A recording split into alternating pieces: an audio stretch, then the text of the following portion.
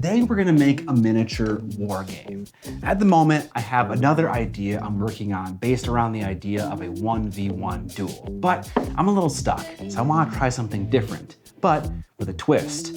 In a few days, I have someone showing up who has made many successful miniature war games, and I want to get their opinion on what I'm working on. So, we have a time limit. Let's get started. I don't exactly know what I'm doing, but here is my plan. First, we're gonna define a feel for the game, what the player experience looks like when everything is working well.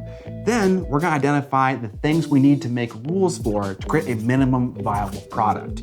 A rule set that two people can run through that's missing all the sexy glamour, but allows you to go back and forth and test if the game is working or not, and if you're nailing that feel. Lastly, I'll share this with my developer friend to get feedback. First up, the feel. Welcome to Outside. I'm not sure if I like it out here. I'm gonna be making a miniatures game based around the sport of volleyball.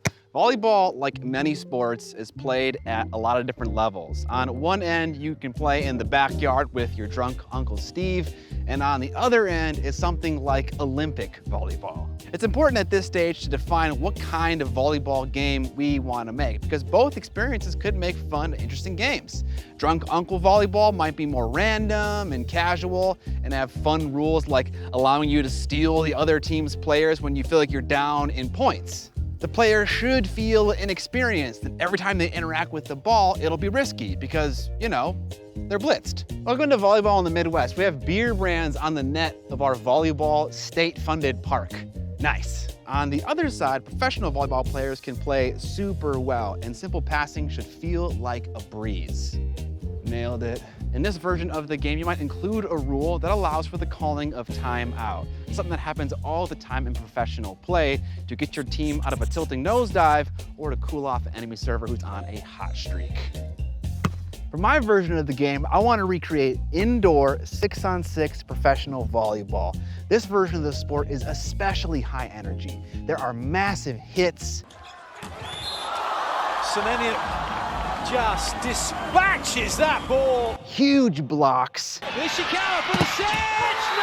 No, and more, no. And big serves. Oh, terrific serve by Iona. With our feel established, it's time to end this bit and go back inside. FlexiSpot sent me their new E7 Plus standing desk with the C7M office chair and a FlexiSpot walking pad. But let's be honest, this body doesn't know working out. This is for my wife's new setup at our house. FlexiSpot's E7 Plus is made from automotive grade steel and is insanely sturdy, even more so than their two-legged option. The four legs of the E7 Plus allow for even more stability and at all heights, even 51.5 inches. That kind of stability goes a long way, especially when you're painting miniatures or want to load up an office desk with computer monitors, printers, computers, etc. Also, compared to other four-legged sit-stand desks, the E7 Plus is priced pretty competitively, allowing you to save some money so you can buy more of that sweet, sweet plastic crack, which you can work on at this desk while sitting or standing, or if you're brave, while walking on the walking pad. When you're not wanting to stand, you can recline in the C7M that has many forms of adjustment. You can change the position of the headrest, the backrest, the seat depth, and armrests. It's kind of endless. You can truly make this chair perfect for your situation and your needs. One thing I like about it is the latex seat cushion, which is something that I always look for in an office chair because you know your boy is sitting down for hours on end. How else am I supposed to grind out the materials I need in Dune Awakening? Speaking of playing video games in your 30s, something we all have to contend with as aging gamers is falling asleep while playing. Don't lie to me, it happens to you too. But apparently FlexiSpot has us there too with this footrest and also reclining feature. I think as a bachelor, I don't even need a twin mattress on the ground anymore. All I need is this. I never have to leave. In all seriousness, the chair is totally comfortable, the desk is incredibly sturdy, and also FlexiSpot is committed to their products. The desk has a 15-year warranty, the chair has a 10-year warranty, and to me, that says a lot. You can find both of these products along with the walking incline treadmill down in the description below, and with the coupon code on screen right now, you can save $50 while buying this stuff. Thank you to FlexiSpot for sponsoring this video. Now back to miniature wargaming volleyball style. Hey-ya! air conditioning. I was born to be a basement dweller. Now it's time for step 2 of our plan, identifying what we need to make rules for to create a minimum viable product rule set. And I think it's pretty straightforward. We need serving, we need passing, both bumping and setting, we need hitting, and we need blocking. These are the main actions that a miniature is gonna take in the course of this game. And I think we should start with the thing you start with in a normal volleyball match, and that's serving. As far as game mechanics go, serving in volleyball is a push your luck mechanic, similar to Blood Bowl. The longer you activate players in that game, the higher your chance of fumbling the ball goes up, but also the more you're getting done in a given turn. When serving, what you're doing in volleyball is essentially giving your opponent the ball. And 9 times out of 10, if you give them some wimpy serve, they're gonna dunk on you. So players will do everything they can to make the ball as difficult as possible to control. I think I figured it out. Here's my idea. When you're serving, you're gonna pick a serving bid. This is going to be a number between 1 and 10.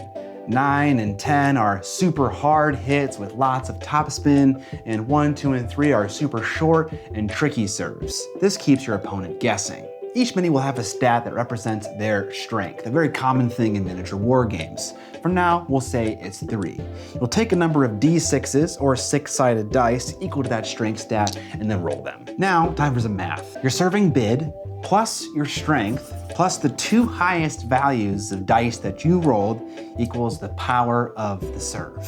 If you happen to crack 20 or higher with your ball energy, you missed the serve. So far, all we have is a number, but how does it actually move the ball? That's where charts come in, baby.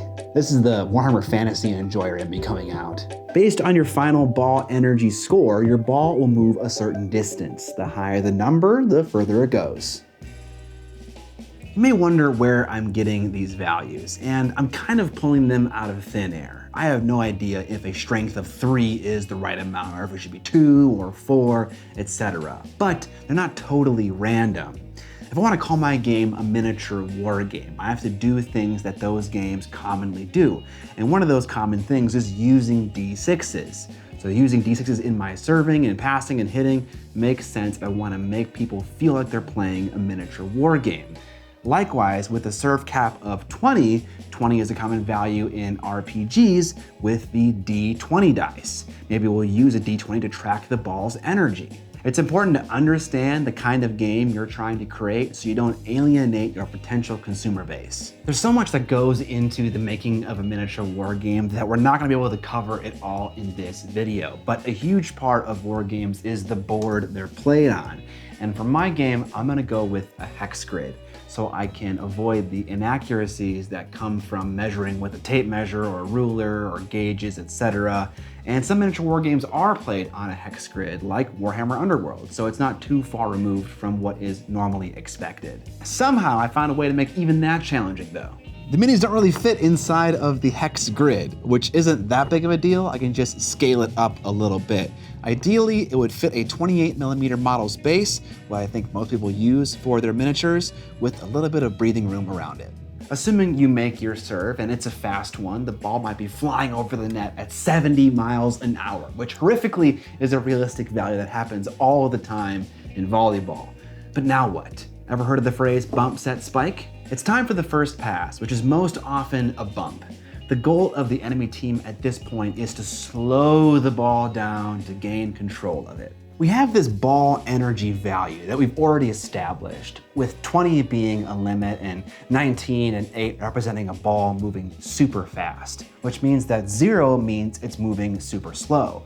So maybe passing should remove from the ball's current energy, representing the overall state of control the team has on that ball. Time for the next stat, the passing stat, which let's say is 3 for now. Take a number of D3s equal to that passing stat, roll them, add them to your passing stat, and subtract that value from the current ball energy. After the pass, this is what the ball energy is. And again, it represents the overall control of that ball. So if you rolled poorly and didn't subtract a lot from that ball, the number's gonna be higher and more difficult to control, more erratic, maybe it'll scatter more often. And if you got a higher roll, it'll be more on target. Generally speaking, these are professional volleyball players, and when they're passing, the ball should go where they intend to go. But sometimes it does not work out like that.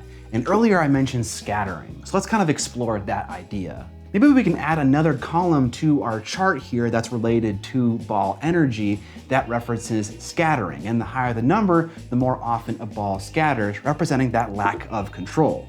Because I'm using a hex grid, scattering could be pretty simple. Let's say you have a target hex that you're trying to pass to, and let's say you have a ball energy of 10, which would be scatter 1 time. This means roll a d6, and then depending on your result, the ball actually ends up in that hex. And if the ball energy is even higher, maybe you would scatter the ball multiple times. Scattering is another thing that's incredibly common in miniature war games and will make a wargamer feel like they're at home even while playing fantasy miniature volleyball. Hopefully. Probably not. There is a lot more that I've written rules for already, but realistically, a lot of that may change between now and when I get feedback from my developer friend. So I won't share it with you yet on the off chance that a lot of these things just change or go away. But first, let's try to do a playthrough just with myself. I thought I had enough rules written just to do a basic volley back and forth, but nope. It's actually crazy how many issues you discover just sitting down playing with yourself. Giggity. While doing this basic walkthrough of the game, I came up with at least 3 or 4 or maybe even 5 questions that need to be clarified just to do this super simple version of the game. No extra sauce on top. Sauce, playing with yourself. Come on, Scott, get it together. For example, depending on where the ball is with respect to the player, they may be limited to either setting or bumping the ball. This means that the facing of the model matters, and I really want to avoid having to deal with facing, because I feel like in miniature war games, that just gets really ugly really fast. This game in its current state is not ready for my developer friend to test out, so back to the drawing board to solve some of these issues. Okay, we adjusted the court a little bit. I added some clarifications to the rules. I've done some back and forth, and it's definitely feeling better, but there's still some stuff to fix. But it's 4:30 right now, the end of my workday, but I have some time in the morning before my game developer friend shows up. So I'll do a bit more fine tuning then, and hopefully it's ready for a good playtest. The day of judgment is upon us. Time to show this game to someone who actually knows what they're doing.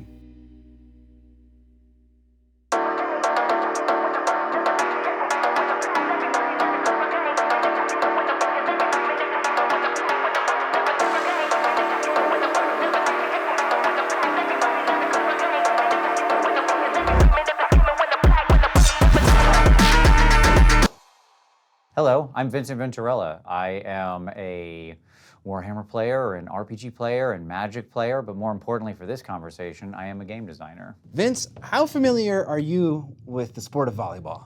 Literally zero. I have played volleyball. I took gym, at some point. So Okay. Here we've got clearly Dark Eldar versus Soulblight, as you can see. The volleyball champions of the Warhammer universe. We're doomed. I can see you're going for a really wide audience here with this. I game, know, so that's very. good, yeah.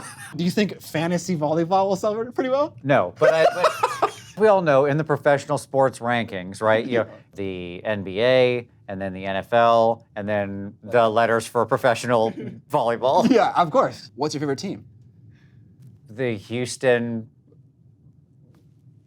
ball hitters. You're playing Zolfam, the Magnificent, master of magic and volleyball. From the Houston, what was it? Ball hitters. Ball hitters. Yes, the Houston hitters, baby. Woo! How many games have I designed in my life of game designing? I think the number is 14. That sounds right, of fully fleshed out games that I published in some form or another. That sounds right. Them all? Oh God, no. Now that you have gotten kind of the rundown of the game and the general back and forth, what are your immediate thoughts about the game itself? So you have an interesting, how do I want to say this? It's the chart, isn't it? No, the chart's great. I love the chart. Chart's honestly great. Okay. Charts are great. Put all the charts in your games you can, folks. I thought he was going to come here and lambaste me about the chart, No, I love charts. I'm a Rollmaster player from the 80s, homie. Charts are where it's at. You're not a chart hater? Oh, I love charts. Okay. You have done, at least from my outsider point of view, a pretty darn good job of like actually accurately capturing the feeling of engaging in this game of volleyball under these conditions. You have a very big primary loop. The primary loop is the set of game actions that you take the most commonly in the game and repeat lots of times over the course of the game. Yes. Okay? When you have a longer primary loop like this, what it means is that the skill floor of the game becomes higher. Yes. Right? You are not going to be able to create your perfect game, your first game out. Your first game will be weak and have flaws. That is just the nature of the thing. You will learn by doing. Number two, your idea is worth nothing. Having an idea is meaningless. Lots of people have lots of ideas. As Steve Jobs said, winners ship.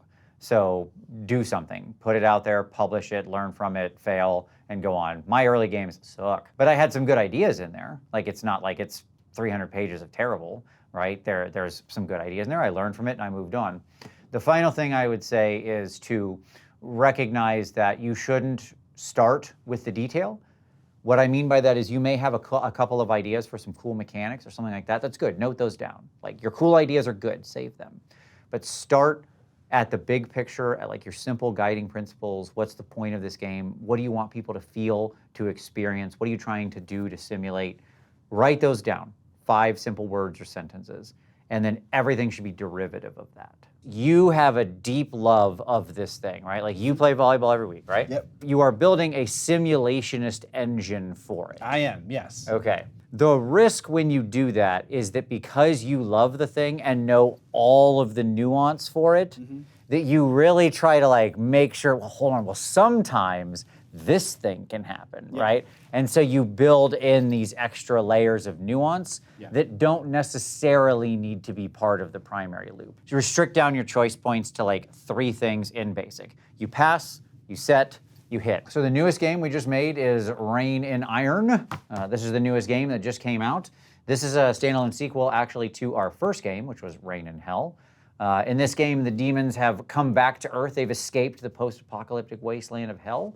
And instead of finding delicious humans full of tasty souls, they found only robots that have taken over the world. My favorite part about Rain in Iron is I really like how we managed to balance the scenario building as it fits into the larger campaign. There are like 10 sort of structured scenarios you can play through.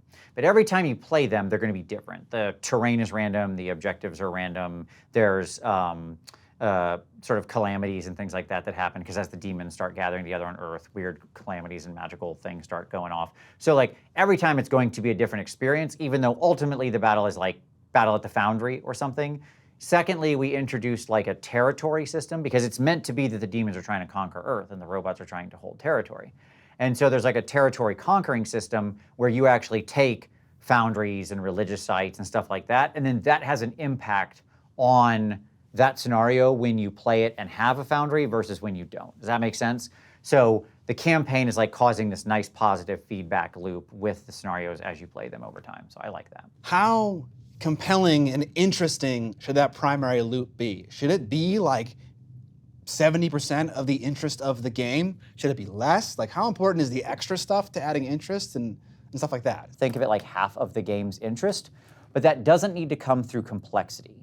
It comes through being compelling in how it works. Right. Okay? A lot of like miniature war games use a very simple like hit defense type thing. That is an extremely simple primary loop, but it's compelling because of what I stack onto it. Like I'm better at hitting, you're better at defending. I have a secret move that I can do where I hit. Haha, you can't block the other side. The back swing got you, right? So I think like the 50% needs to be solid where it's compelling and interesting that if you played it with no bells and whistles, right, there would still be strategy. Game mechanics aren't copyrightable, okay? Like think of how many D&D clones there are. D&D is still the best, or like the most popular. We can argue about whether it's the best, but it's the most popular because it did something right. So other knockoffs are going to be hard to do anything, right? Unless they were somehow better. You're working on a volleyball game. That's what we're going to play later today, right? And kind of walk through it. The reality is after you publish that, some other designer could look at that and go, oh, cool. That's actually a good idea. I'm going to make a volleyball game. There's nothing stopping them, right? and they could borrow some of your mechanics, beg, borrow, and steal, wholesale, could reprint them. It's not copyrightable material, right? Your narrative, your story, your characters, that stuff is, but rules aren't. And so the reality is that like you're always at risk of that. You're better off talking to people, getting advice, just like you and I come from a miniature painting world. And you and I both know that in mini painting, you're a lot better off to like discuss your idea as you're working through the fig, to pass it over to somebody next to you and say, hey, help me out. What do you see here? What are my opportunities to improve? Because the reality is the next day, somebody could paint that same fig you're painting and do a better job with it, right? But yours is gonna be a lot stronger if you got feedback along the way. And even if it's fantasy volleyball, if the fundamentals are still the same, you're in a space that you know it well, and that's clearly communicated here. And I think you've got a lot of the right fundamentals in place. Good. All right. I'm glad that I'm on the right track. 100%.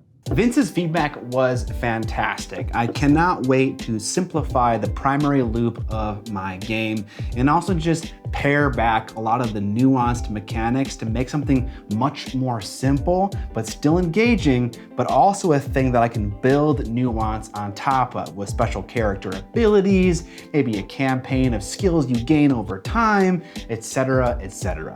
You gotta make space for that stuff to be added on later. I was hoping that I'd have a rule set to give to you guys for free to test out, but it's clear I needed to do more testing before I get wider feedback. But that should happen pretty soon, because in 2 weeks, I have another game developer friend showing up who's gonna help me work on this rule set, and I can't wait to show you that after we're done. Stay tuned for that announcement as well. If you guys liked this video, I have a few other game design vids that I'll link at the end of this video for you to check out. My channel is mostly a miniature painting focused one, but every once in a while, I'll dabble in the game design world, especially right now while I'm moving houses and my painting area is just in total disarray. This is a lot easier for me to work on in the meantime. If you guys want to support the channel, there are many ways to do that. All things linked down in the description below, such as Patreon, gets you access to my Discord server, gets you access to early release videos and some other things. You can also check out my web store, Miniac.co, where I sell miniatures for you to paint,